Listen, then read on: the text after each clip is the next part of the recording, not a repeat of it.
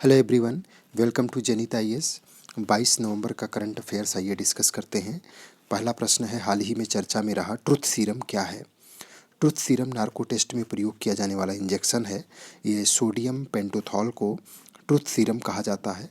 इसका यूज ये होता है कि जब किसी व्यक्ति में इसका प्रयोग किया जाता है तो उस व्यक्ति की आत्मचेतना को ये कम कर देता है, जिससे व्यक्ति बिना किसी प्रतिबंध के बोलने लगता है।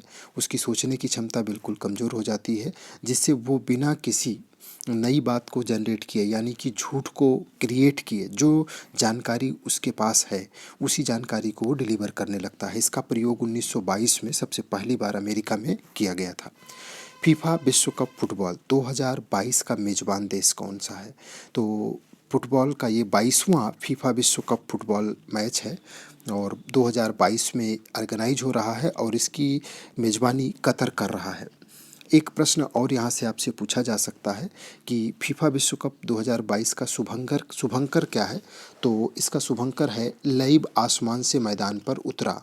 लईब यहाँ पर जो प्रयोग होगा ये इस तरीके से लिखा जाएगा, लईब आसमान से मैदान पर उतरा। लईब एक अरबी शब्द है जिसका अर्थ है कि विशेष गुण और क्षमता वाला खिलाड़ी। विशेष गुण और क्षमता वाला खिलाड़ी ये है लईब। लईब आसमान से धरती पर उतरा। नेक्स्ट क्वेश्चन है, अंतर्राष्ट्रीय जलवायु सम्मेलन का आयोजन कहाँ किया गया?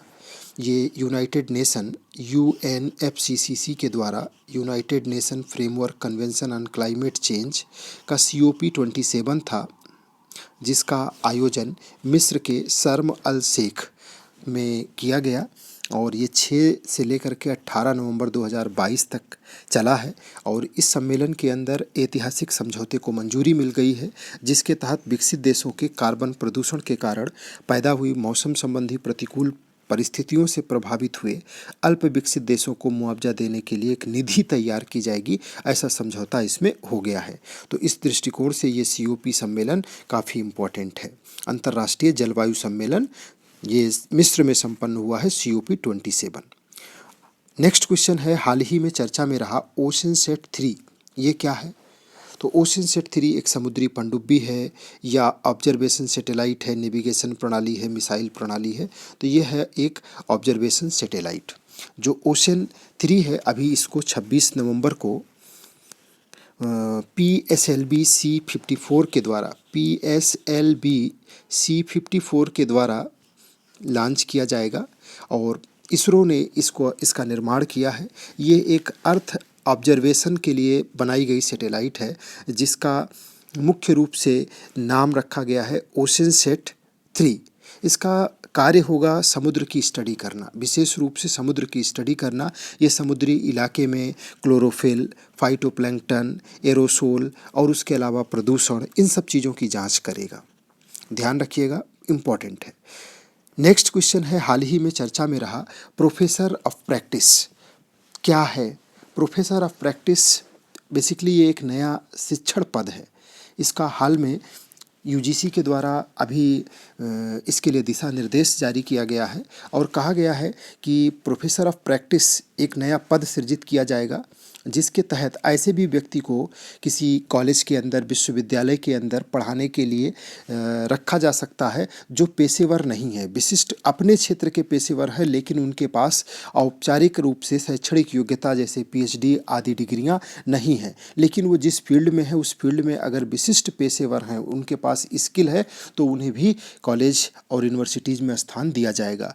इस तरीके की व्यवस्था भारत के IITs में है और इसे जो है अन्य विश्वविद्यालय और कॉलेजेस में भी लागू किया जाएगा। तो UGC के द्वारा इसके संदर्भ में अप्रूवल दे दिया गया है, दिशा निर्देश जारी किए गए हैं।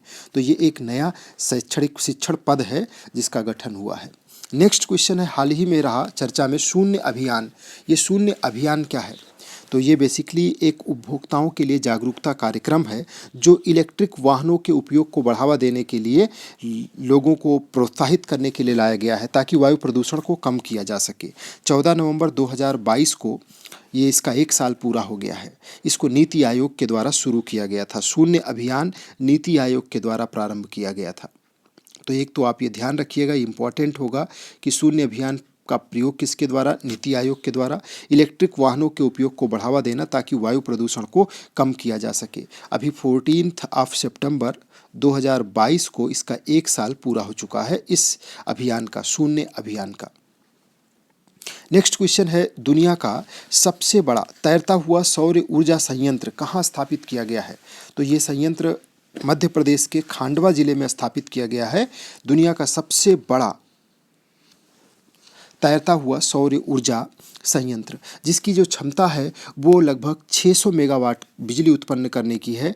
ये नर्मदा नदी के तट पे जो ओंकारेश्वर बांध बनाया गया है, उसी जलाशय पे 3000 करोड़ रुपए की अनुमानित राशि से बनाया जाएगा। लगभग इसका अप्रूवल गवर्नमेंट से मिल चुका है। तो ये प्रश्न भी काफ़ी इंपॉर्टेंट है, आपसे आगे पूछा जा सकता है किसी भी एग्जाम में। दुनिया का सबसे बड़ा सौर ऊर्जा संयंत्र किस नदी पे? तो नर्मदा नदी। और किस डैम पे बनाया जा रहा है? तो ओंकारेश्वर डैम के ऊपर बनाया जाएगा। नेक्स्ट क्वेश्चन है, मतदाता जंक्शन, हाल ही में चर्चा में रहा मतदाता जंक्शन किससे संबंधित है? सार्वभौमिक वयस्क मताधिकार की उम्र को कम करने से, मतदाता जागरूकता कार्यक्रम से, चुनावी धांधली समाप्त करने से, या महिलाओं के मताधिकार हेतु प्रोत्साहन थे?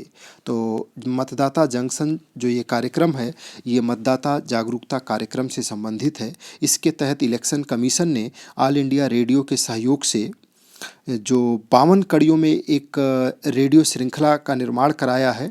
ये देश भर के मतदाताओं से जुड़ने का एक मंच के रूप में कार्य करेगा।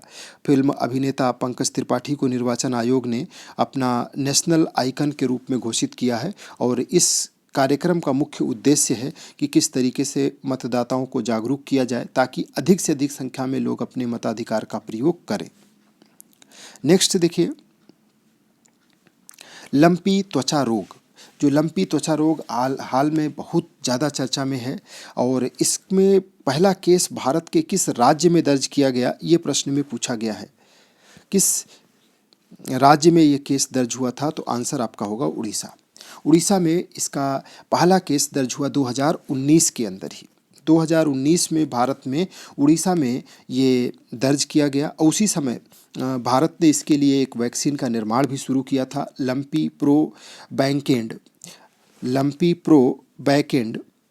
बैकएंड नाम से भारत सरकार ने इसके लिए स्वदेशी जो है वो एक टीका लॉन्च कर लिया है। ये बीमारी भारत में बड़ी तेज़ी से फैली। अफ्रीका की यह स्थानिक बीमारी है, और इसकी वजह से भारत में राजस्थान, गुजरात, पंजाब, हिमाचल प्रदेश, अंडमान निकोबार, उत्तराखंड आदि राज्यों में पशुधन की काफ़ी हानि हुई है।